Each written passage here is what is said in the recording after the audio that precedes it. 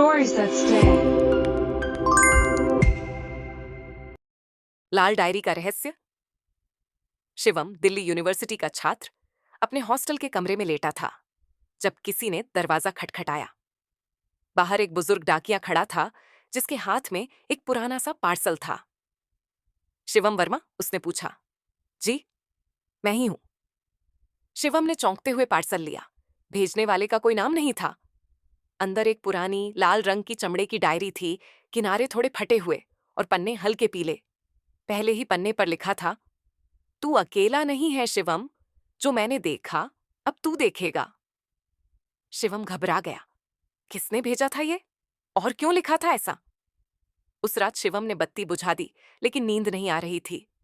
उसने डायरी खोली और पढ़ना शुरू किया। 17 जुलाई।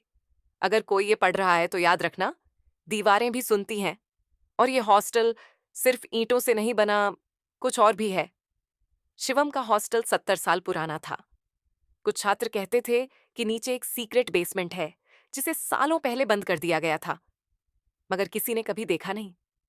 अब शिवम को लगने लगा शायद डायरी उसी जगह की बात कर रही है।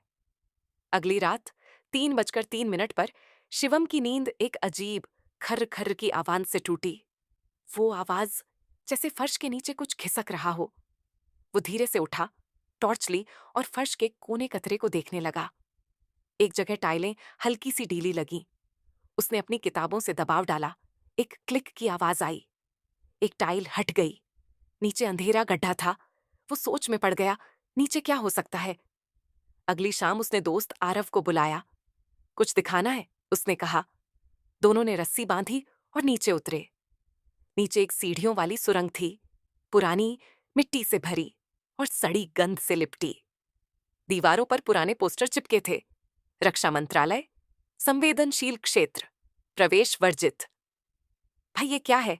आरव ने फुसफुसाया। शिवम बोला, ये डायरी इसी की बात कर रही थी। सुरंग के अंत में एक दरवाजा था जिस पर लिखा था, प्रोजेक्ट नाविका, फेज 0।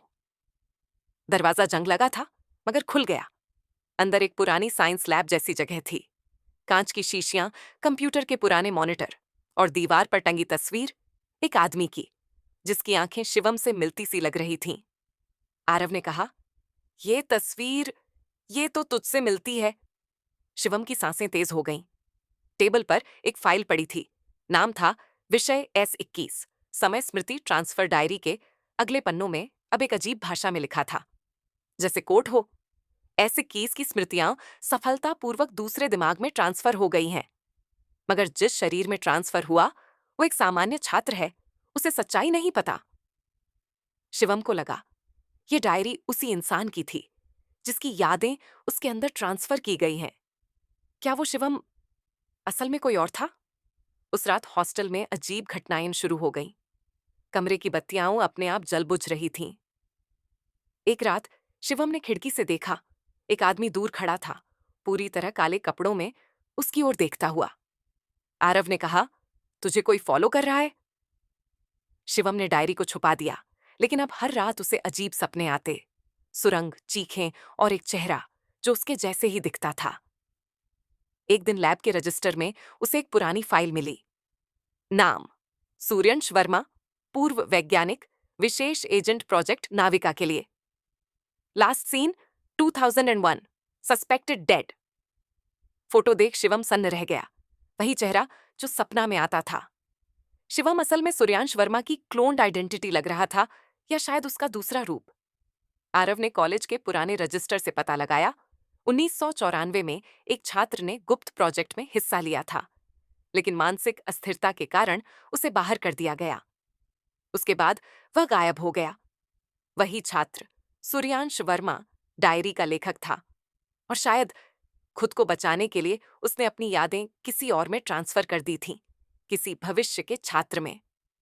शिवम ने आरव से कहा, अगर मैं वही हूं तो मैं यहां क्यों हूं? आरव ने डरते हुए कहा, शायद किसी अधूरे मिशन को पूरा करने या किसी को रोकने।